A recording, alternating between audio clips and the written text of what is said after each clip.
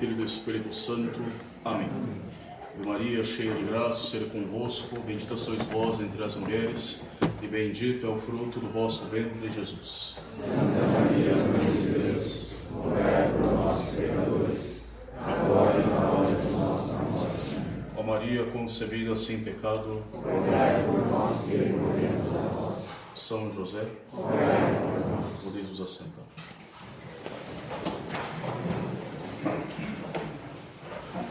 Vimos a sua estrela no Oriente e viemos adorá-lo. A Igreja permite e recomenda mesmo que nós coloquemos certas festas para o domingo seguinte à sua festividade, para melhor celebrar mistérios tão importantes para a nossa religião, para a nossa fé, para a nossa vida cristã, e buscar, e através da boa celebração solene desses mistérios, pedir a Deus as graças associadas a eles. E nós transferimos também para esse domingo a festa da Epifania do nosso Senhor Jesus Cristo, a festa da manifestação, a festa também conhecida no rito latino, a festa dos Reis Magos, uma festa que em outros tempos era celebrada com uma solenidade equivalente como a festa do Natal, e ainda entre os orientais é uma festa muito mais importante que a própria data do Natal.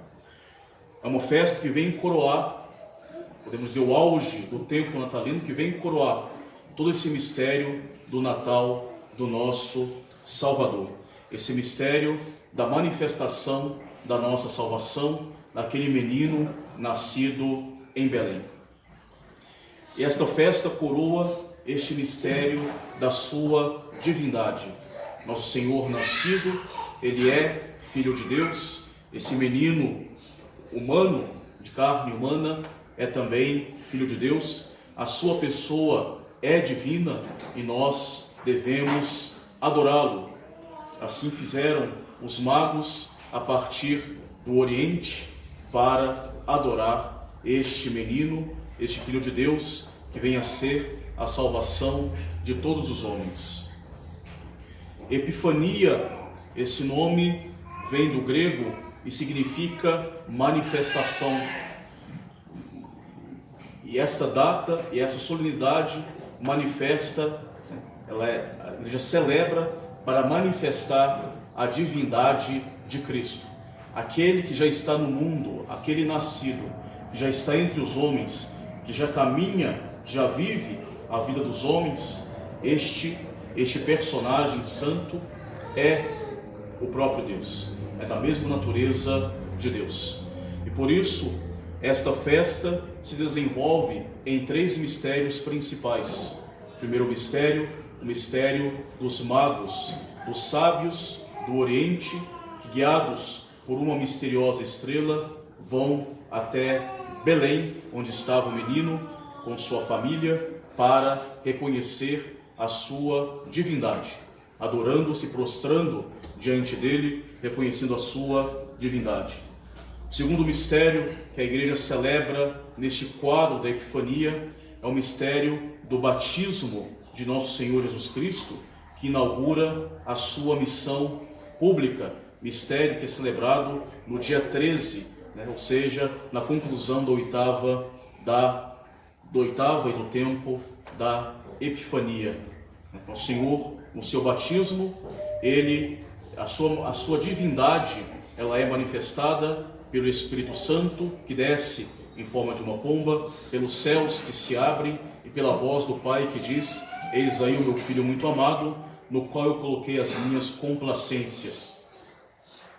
O terceiro mistério importante da Epifania, da manifestação, é o primeiro milagre de Cristo nas bodas de Caná.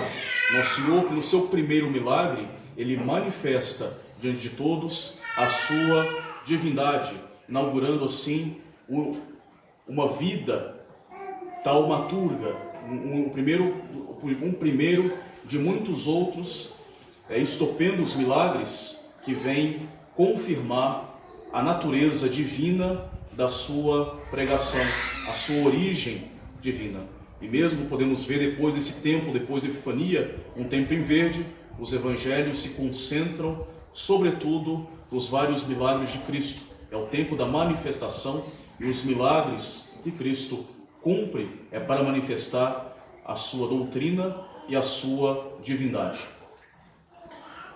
Mas a igreja, nesta solenidade da festa do dia 6, no rito latino, ela se concentra sobretudo nesse mistério dos reis magos. Os reis magos que vêm do Oriente até Belém para reconhecer naquele menino o seu Deus, a sua salvação, a salvação do mundo inteiro e, enfim, prestar a Ele o seu culto, a sua adoração em nome de toda a humanidade. E eles se tornam, no Ocidente, o maior símbolo dessa festa, daí chamado também o dia da Epifania, o dia dos Santos Reis. Eles vieram guiados por uma estrela misteriosa e milagrosa que os conduziu até o local onde se encontrava o menino com a sua família. Segundo os padres da igreja, entre os quais São João Crisóstomo, diz que essa estrela não só brilhava durante a noite, mas ainda também durante o dia. Essa estrela estava constantemente diante desses três personagens, guiando seus caminhos até Belém. Essa estrela só desaparece sobre a cidade de Jerusalém, onde reinava o rei Herodes, para que os magos pudessem ir até, digamos, a autoridade local, a autoridade oficial, ainda que péssima, pudessem ir até Herodes para anunciar para eles que nascera o Salvador, e que ele, como autoridade oficial, deveria também conhecer o Salvador, deveria ser o primeiro a apontar onde estava o verdadeiro rei e o verdadeiro Salvador. Evidentemente que Herodes de fato cumpriu a sua missão, ainda que contra gosto, pois que, pedindo para que os escribas analisassem as escrituras, dissessem como se cumpriam as escrituras, Herodes apontou de fato o local onde viria a nascer o Salvador, estaria em Belém. Até para, de uma certa forma, mostrar que a autoridade, ainda que péssima, ela é uma autoridade legítima. E também ela, enquanto autoridade, que recebida de Deus, deve reconhecer e apontar onde está o Salvador. E assim fez, a contragosto, Herodes.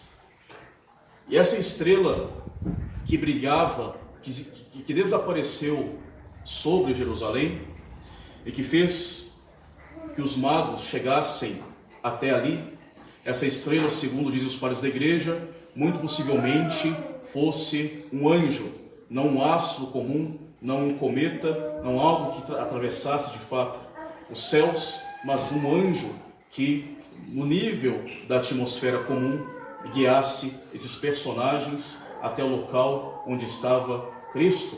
Porque a princípio, um astro, uma estrela comum, ela não pousaria sobre um local onde está alguém, como fez a estrela dos magos. É um evento milagroso, um evento que anuncia justamente essa luz do mundo, que é nosso Senhor Jesus Cristo, o local onde ele estava e onde toda a gentilidade, a pessoa dos magos, deveriam reconhecer. O mundo inteiro, na sua totalidade, deveria reconhecer Cristo no seu nascimento, deveria reconhecer a sua divindade, tanto os judeus quanto os gentios. Os judeus foram os primeiros nas pessoas daqueles pastores que estavam a vigiar no campo e na noite de Natal foram adorar a Cristo no presépio. Os pastores do povo judeu, os primeiros a adorar, simbolizando que primeiramente o povo judeu deveria adorar e reconhecer a nosso Senhor Jesus Cristo. Depois, a gentilidade na pessoa desses três personagens, os reis magos, que vieram muito possivelmente da Pérsia para analisar onde estava Cristo, analisando o céu e chegar onde estava Cristo e adorá-lo em nome de toda a gentilidade. Esses três personagens da Pérsia, muito possivelmente, e nos diz a tradição, cujos nomes também nos dá a tradição, Gaspar, Baltazar e Melchior, os três personagens, por um contato com os judeus na região da Babilônia, tomaram conhecimento de uma profecia de uma nova estrela que nasceria anunciando a salvação. Uma profecia de entre judeus que vai chegar até esses povos da Pérsia. E desde então, esses povos firmes na fé nesta profecia de uma nova estrela que anunciaria a salvação, ficaram a analisar os céus, esperando o tempo oportuno, o tempo de fazerem uma jornada para encontrar esta fonte, este motivo de salvação que é nosso Senhor Jesus Cristo. A salvação é a mesma em nosso Senhor Jesus Cristo, esse novo rei nascido em Belém, que inaugurando a partir do seu nascimento e depois concretizando a partir da sua paixão, morte e ressurreição, um reino de luz que levará a um reino glorioso de luz na outra vida. Esses magos viram essa estrela no Oriente e viram nessa estrela, neste astro maravilhoso, o cumprimento desta profecia hebraica. E eles foram guiados por esta estrela. Sendo eles, podemos dizer, as primícias dos pagãos, as primícias da gentilidade. Neles nós vemos os primeiros filhos da humanidade a ir ao encontro de Cristo, e neles nós veremos toda a humanidade, através da pregação da igreja, ir ao encontro da salvação em Cristo Jesus. Eles foram guiados por uma estrela milagrosa que os antecedia até a cidade de Belém. Todos os seus filhos na gentilidade, todos os demais povos do mundo, pagãos, serão guiados não mais por uma estrela milagrosa, mas guiados pela luz da pregação dos santos apóstolos, da pregação dos doutores da igreja, pela luz da própria igreja, dos sacramentos, da vida dos santos, da vida luminosa dos cristãos, serão guiados pelo caminho da salvação para encontrar a nosso Senhor Jesus Cristo e adorá-lo como único verdadeiro Rei, única fonte de salvação. Esses três personagens, eles nos dão alguns belos exemplos no Evangelho de hoje e que nós deveríamos ler com muita atenção e tirar para nós. É um Evangelho muito bonito, este deste tempo da Epifania, da oitava da Epifania, que nós poderíamos muito bem analisá-lo, muito bem meditá-lo e tirar pequenas conclusões para a nossa vida cristã. Coloco aqui algumas delas, para não muito tardar o sermão de hoje. Primeiramente, nós vemos uma grande fidelidade nos reis magos, nós podemos adotar para a nossa vida cristã.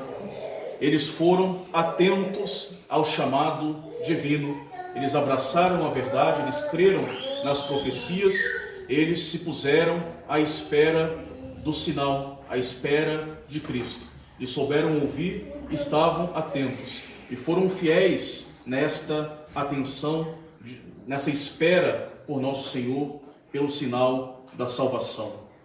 E depois, fiéis, com uma prontidão generosa, com uma atitude fervorosa, com uma grande perseverança, eles buscaram encontrar este menino, esta salvação anunciada pela estrela. Eles viram a estrela no Oriente e tão logo identificaram como sinal do menino nascido, como sinal da salvação. E sem hesitação nenhuma, eles partem. Nós vimos a sua estrela no Oriente e nós viemos adorá-lo. Desses três santos personagens, a virtude da fé resplandece com uma firme e com uma firme e inviolável convicção. A fé brilha no coração desses três personagens e tomam logo uma resolução, uma vez a verdade encontrada, de colocá-la prática nas suas vidas, de colocá-la tão logo em prática nas suas vidas. A graça nos reis magos não foi infértil. Tão logo a graça de Deus se apresenta para eles, a verdade brilha diante dos seus olhos, eles se põem no caminho para buscar a Cristo. Eles mudam de vida, eles tomam uma atitude concreta em busca de nosso Senhor Jesus Cristo. Nós vimos a estrela no Oriente e viemos adorá-lo. Nós vimos e nós viemos. Não existe aqui hesitação, não existe desânimo, não existe medo. Nós vimos e nós viemos. Nós constatamos a verdade e nós abraçamos de todo o coração esta verdade. Nós seguimos com toda a convicção o caminho de nosso Senhor Jesus Cristo. E nada poderia estancar, nada poderia barrá-los nesta busca por Cristo, nesse segmento da sua fé. Eles descobriram a verdade, a salvação nasceu para nós, nós vamos até ela.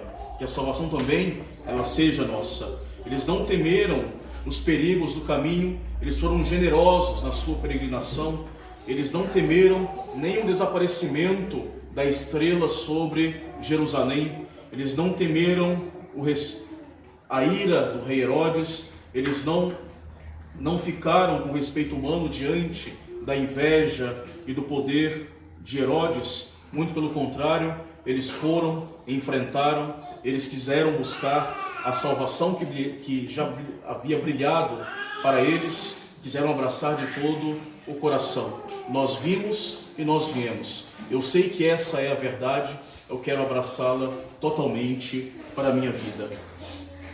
E não temeram as dificuldades porque ardiam já de um grande amor por Deus, ardiam nesta busca pelo caminho da salvação, e assim as dificuldades lhes pareceram mínimas, porque a graça de Deus lhes sustentava na sua caminhada, a estrela lhes brilhava apontando o caminho certo.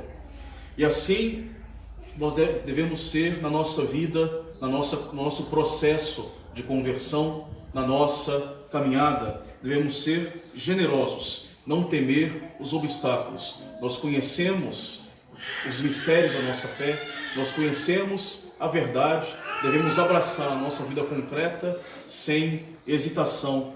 Devemos saber nos incomodar, nos privar de alguma coisa, devemos saber sofrer as dificuldades da nossa caminhada, devemos saber nos privar de uma ou de outra coisa, devemos saber fazer um pouco de sacrifício, devemos saber enfrentar o respeito humano e as opiniões dos Herodes do mundo, devemos buscar a nossa salvação concretamente, porque nós sabemos o que é a verdade, devemos então abraçá-la na nossa vida.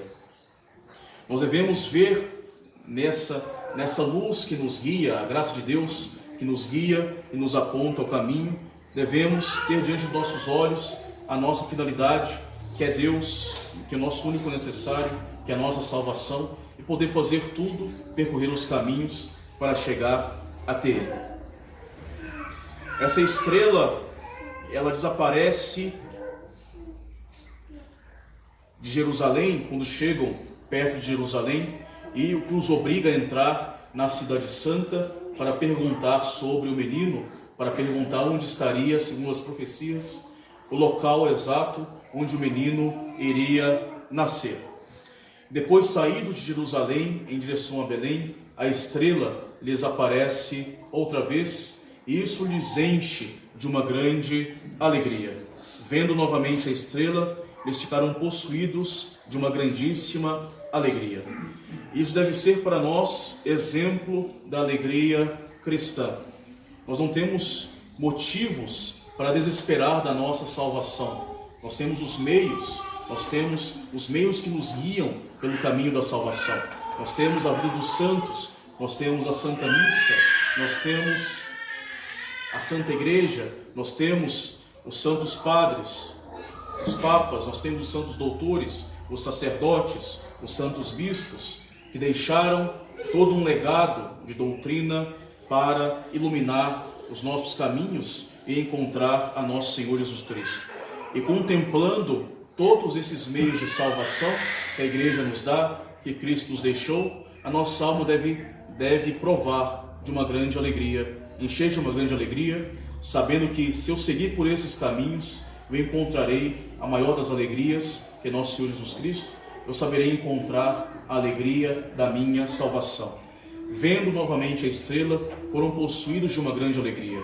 Vendo a beleza da Santa Missa, vendo a grandeza dos sacramentos, vendo a sublimidade da vida da Igreja, vendo as pregações, os sermões, a doutrina dos santos doutores, a vida dos nossos santos, a nossa alma deveria se encher de uma grande alegria. Uma alegria espiritual, uma alegria autêntica, uma alegria cristã, uma alegria que anuncia a nossa salvação, uma alegria provada, vendo esses meios, por causa desses meios, que nos dizem a nossa salvação é possível, Deus nos dá os meios para nos salvar, basta que nós os abracemos e sigamos o caminho em busca de Cristo para adorá-lo em nossas vidas.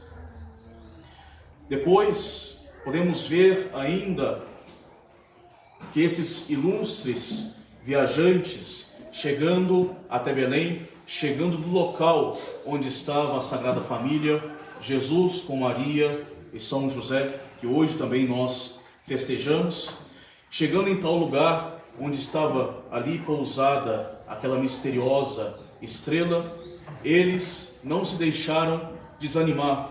Eles poderiam se perguntar: nós viemos de um lugar tão longe, tão distante, sofremos tantos caminhos, deixamos os nossos reinos, porque segundo a tradição, esses magos, esses sábios da Pérsia, do Oriente, eram também reis, eram de linhagem real, deixamos os nossos reinos, chegamos a esse lugar, um lugar tão pobre, uma família tão simples, uma criança tão despojada.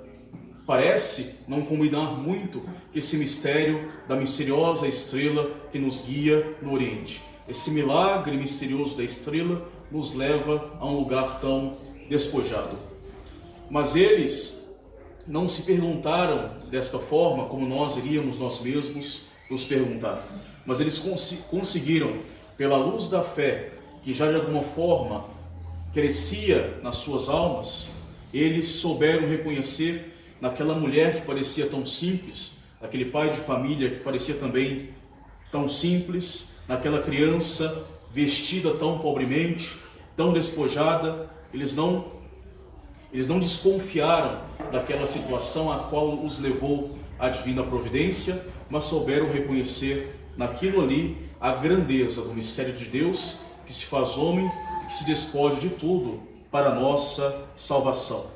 Eles, ao contrário, ficaram cheios de uma grande admiração diante da suprema grandeza de Deus, que faz contraste com a baixeza daqueles personagens, com o abaixamento, melhor dizendo, daqueles personagens, com o despojamento daqueles personagens, daquela família.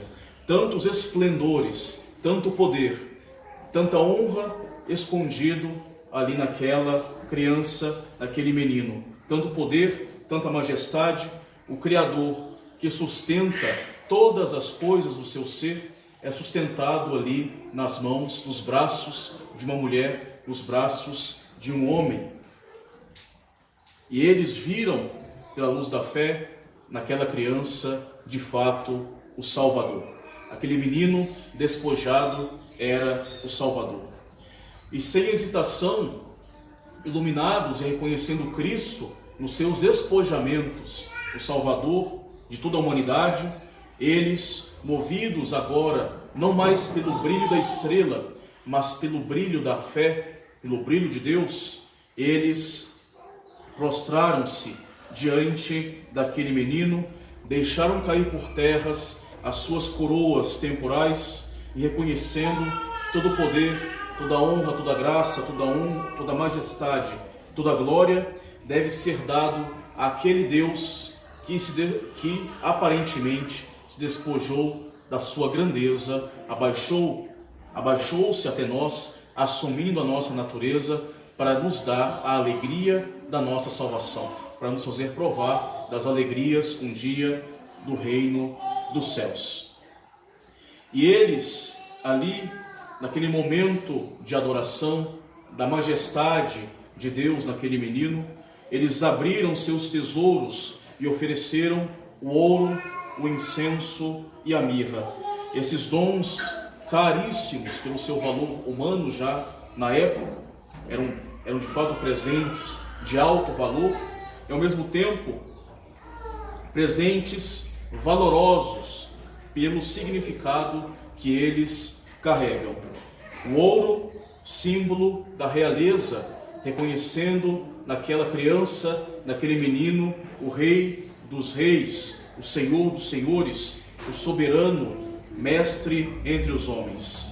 Através do incenso que era queimado diante das divindades pagãs, eles reconheceram pelo incenso Cristo como sendo o único e verdadeiro Deus para quem toda criatura deve fazer subir o incenso delicioso das suas orações, do seu culto, do seu louvor. Com a mirra, que esse perfume forte que era empregado para embalsamar os corpos dos defuntos, eles homenageavam a santa humanidade unida à divindade que aquele menino havia assumido para a nossa salvação.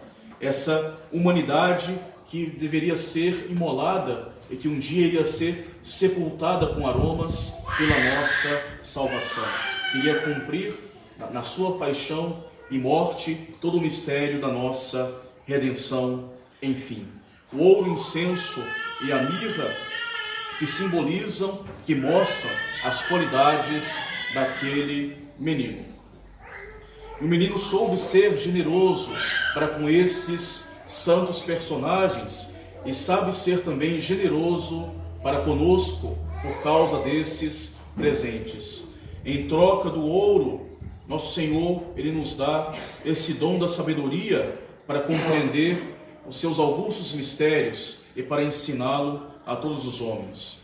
Em troca do incenso, nosso Senhor nos dá o dom da piedade para amar a Deus sobre todas as coisas e desprezar o resto por causa de Deus.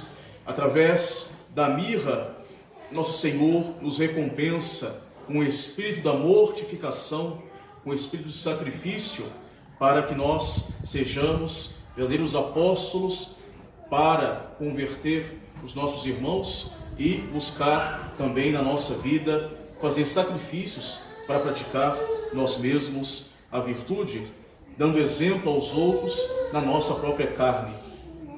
E assim nosso Senhor, com graças, devolve o pouco que Ele recebeu.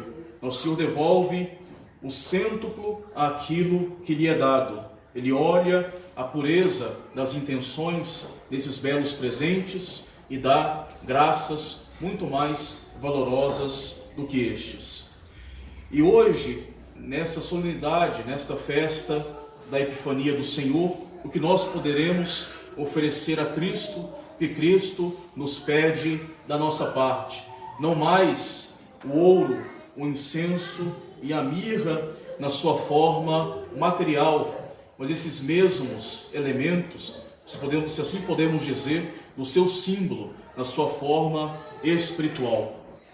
E nosso Senhor, o que nosso Senhor nos pede, então? Ele nos pede o ouro da caridade, o ouro purificado, o nosso coração purificado na fornalha da caridade, no fogo do amor de Deus. Nosso Senhor nos pede o incenso do culto, o incenso das nossas orações, o incenso da vida agradável de piedade, da vida católica. Nosso Senhor nos pede a mirra, que é a mortificação do corpo e do nosso coração, voltado totalmente para o alto, voltado para Ele, voltado para o reconhecimento da sua realeza. Nós podemos e devemos então oferecer a Nosso Senhor este ouro da caridade, o ouro purificado no amor de Deus e no amor do próximo, através dos sacrifícios que nós fazemos para cada vez mais amar a Deus todo o nosso coração e buscar amar o nosso próximo como a nós mesmos por causa de Deus. E assim nós reconhecemos a realeza de nosso Senhor na nossa vida.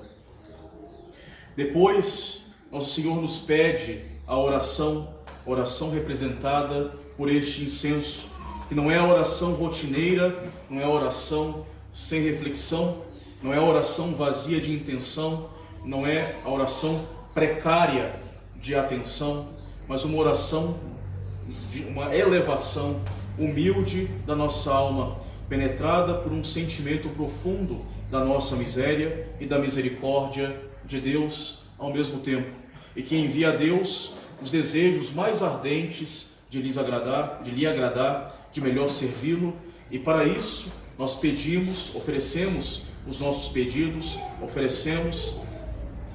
nós pedimos a Ele as graças que são necessárias para curar as nossas doenças, sobretudo espirituais, para que nosso coração seja de fato inflamado no seu amor e para que a nossa vontade seja corroborada na prática dos nossos deveres cristãos. Enfim, oferecemos a Deus, oferecemos a Cristo a mirra, que é a nossa mortificação.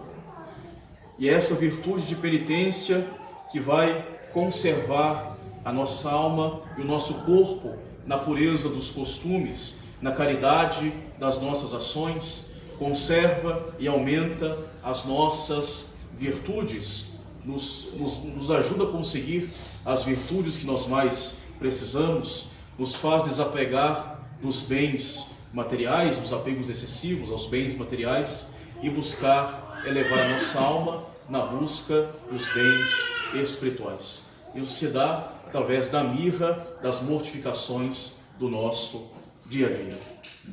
E é isso que nós oferecemos a Cristo nesta festa da Epifania. O nosso coração que estará enfeitado com o ouro da caridade, será perfumado com incenso das orações, e será, enfim, desapegado do mundo pela mirra das nossas mortificações. São essas disposições que nós devemos hoje apresentar diante de nosso Senhor Jesus Cristo, reconhecido como Rei na sua natureza humana e divina, e rogando que Ele possa abençoar essas nossas disposições, para que elas sejam fecundas e, sobretudo, frutuosas. E, enfim, poder seguir este exemplo último que nos dá os Reis Magos, que tendo encontrado Cristo, voltaram para o outro caminho. Não tomaram mais aquele caminho que conduzia ao palácio do assassino rei Herodes, mas tomaram um caminho que os afastava desta ira, deste vício, desta inveja. Um gesto concreto que nós também devemos realizar em nossa vida. E não somente não passaram pelos caminhos de Herodes, mas também não voltaram para suas práticas pagãs, para suas práticas idolátricas, para suas práticas esotéricas, mas retornaram para suas ocupações, para os seus deveres de Estado, vividos de uma nova maneira, desta vez informados pela caridade de nosso Senhor Jesus Cristo, iluminados por uma fé profunda e por uma esperança firme, de novo reencontrar a nosso Senhor. E assim também nós, tendo oferecidos a Cristo o coração ornado com esses dons, com esses presentes para Ele, uma vez seguindo a luz da fé, tendo encontrado Cristo em nossas vidas, não podemos mais voltar para a casa do invejoso Herodes, mas buscar servir a Cristo de todo o nosso coração e adorá-lo sempre em nossa vida como nosso verdadeiro Senhor e o nosso verdadeiro Rei, almejando um dia aquele reino que não terá fim, aquele reino de luz que não terá fim. Essas são as graças, essas são as meditações que nós podemos tirar dos textos deste belo Evangelho da Epifania do Senhor e tantas outras, se nós lermos com atenção este belo Evangelho. Tantas outras virtudes nós podemos tomar para a nossa vida. E que nosso Senhor possa abençoar esses nossos dons, as nossas boas disposições de amá-lo e de servi-lo, e de nos ajudar, nos sustentar nas nossas virtudes, para não mais voltar pelos antigos caminhos. Louvado seja o nosso Senhor Jesus Cristo. Em nome do Pai, do Filho e do Espírito Santo. Amém.